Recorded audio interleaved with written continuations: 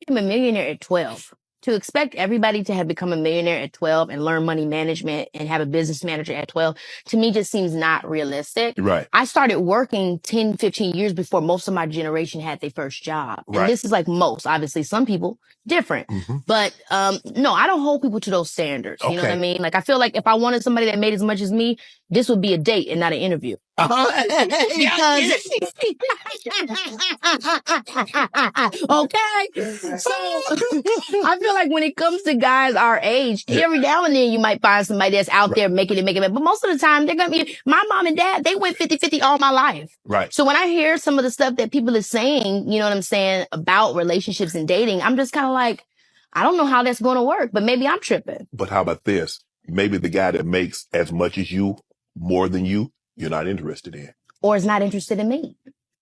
Hey, this real good. I can appreciate this conversation with Kiki and Shannon.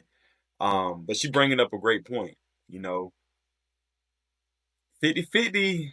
Hey, that was listen. I made a video talking about traditional marriages and modern marriages, and it was easier to do to not do 50-50 when it was traditional marriages like back in the day, what she was saying.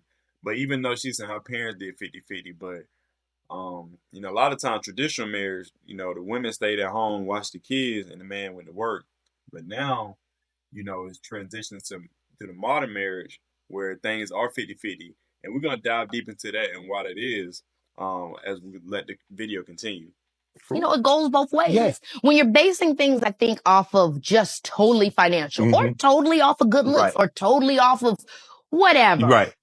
Your list becomes smaller and smaller and smaller and smaller. Yes. And I also think, hey, you should have boundaries and limits. You can't, I'm too open. You know what I'm saying? You might find yourself with John Joe that live on the corner. Right. You know, so there has to be some leeway just as much as there has to be some twiddling it down. Right. But I don't necessarily agree with, you know, again, for everybody's lifestyle. Right. Yeah. Again, it just brings me back to the video I shot. Modern marriages versus traditional marriages.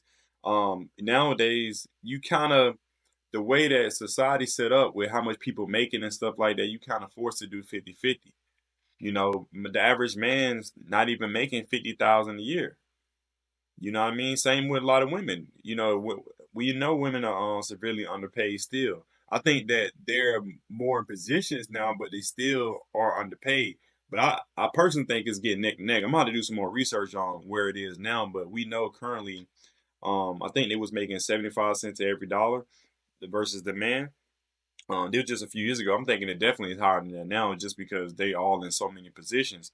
But again, the 50-50 thing is just, in my opinion, based on my research, is definitely a modern day marriage, modern day relationship as far as, you know, how people are getting together. It's just harder now. I'm not saying it's impossible now. People not doing it where they, you know, the man is solely providing, you know, the woman's able to, you know, be at home with the kids and just not work. But it's tough right now. So, and I think it don't really matter what level you're on. I think that it's the way society's set up with women having more choices, create the 50-50 scenario. So we're gonna keep it going. I don't need you to pay for everything for me. I actually prefer you to not to. I'll let you know when I would like for you to spend something. We go half on something. We can go half on something possibly, you know, but I feel really like there's so much more that I would be looking forward to bring to the table than just what's in your pockets. I would look for you to provide things that I can't provide for myself. I think the thing is, for a man, looks are great, education is great, body, sex, whatever the female brings to the table, woman brings to the table. Yeah. What about peace? Can you bring a man peace? Because at the end of the day, if you don't bring him, no matter, at some point in time, it'll get so chaotic. I mean, I'm going to be real with you. That's what I want. It depends on the day of the week. I don't know if I bring somebody peace all the time.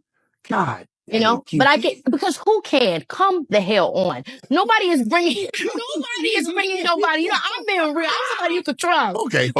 Because sometimes I might be too much. Yeah. You know what I'm saying? But at least I have some business to head to. Hey, listen, more women need to be honest like this. You know, I think that Shannon made a good point. Hey, can you bring peace? And you know, a lot of men want peace and respect and love. You know, but you know, women nature. hey, some days you don't know what you get. And that's cool, you know, but that just comes with that's what comes with it. And I think that's what she alluded to. Like, hey, I don't know what you get some days, but on the days I'm a little, off, hey, I can go handle some business and you ain't got to deal with me. So, hey, good point, Kiki. We're gonna keep it pushing though. That's a good point. Yeah. When I get on your nerves. Right. So Okay. I think, I'm realistic with what I expect Okay. from people, Yes. from men and women. Okay. People gonna get on your nerves. And I use my parents as an example. Right. You don't get to 30 plus years without getting on somebody's nerves, without True. disappointing somebody, Yeah. without hurting somebody's feeling, without growing through something, Right. forgiving, loving, having compassion, understanding, and arriving at the place where you could say, huh, I really love you. Right. How many people don't make it there? How many people don't make it there? You know what I mean? Man, she broke it down. Forgiveness, compassion, coming to a point where you arrive, where, y'all really been through some things and stuck it out.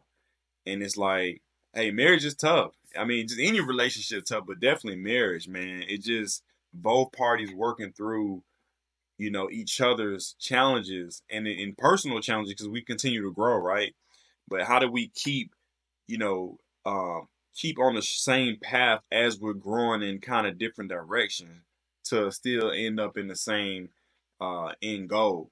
And that's what's tough about it now because hey, we nobody's at nobody's mercy. Again, traditional marriages, it kind of had men at the power leverage, where women had to be in a situation where they was kind of a little bit at the mercy of the man. But now that's gone away. So you can't really play that card the same way where you want to be super ultra controlling about your situation. You got to respect the woman too. So, but how do you guys work together to arrive at that same point? So, a good point. We're gonna keep it pushing. Kiki, when you have a disagreement, I remember the therapist told me this was like 30 years ago. She said, Shannon, are you arguing to be right? Or are you arguing for right? I'm arguing with us against the problem. But I have argued to be right. Come on, Yeah. You can be right and lose a relationship, though. Yes, you can. You can. That's how you've learned. Yes. That's how you've learned. I've definitely argued to be right, but then I learned that, okay, wait a minute. And I talk about this in my book too, where it's a conversation though. It's a conversation that you have with yourself, right? Where you're like, oh, wait a minute. In order to be a we, I have to really act like a we. Hey, it's this quote, right? It's like basically it's not always about being right. It's about getting the right answer. That's what it is. And I think too many people are arguing to be right.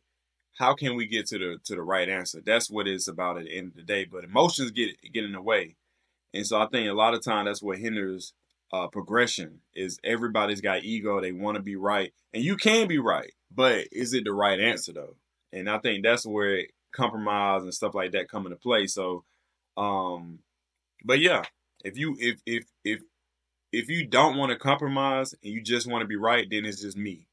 But if you want to compromise in certain situations where you're going for the right answer, then it's we. That's how I look at it. So.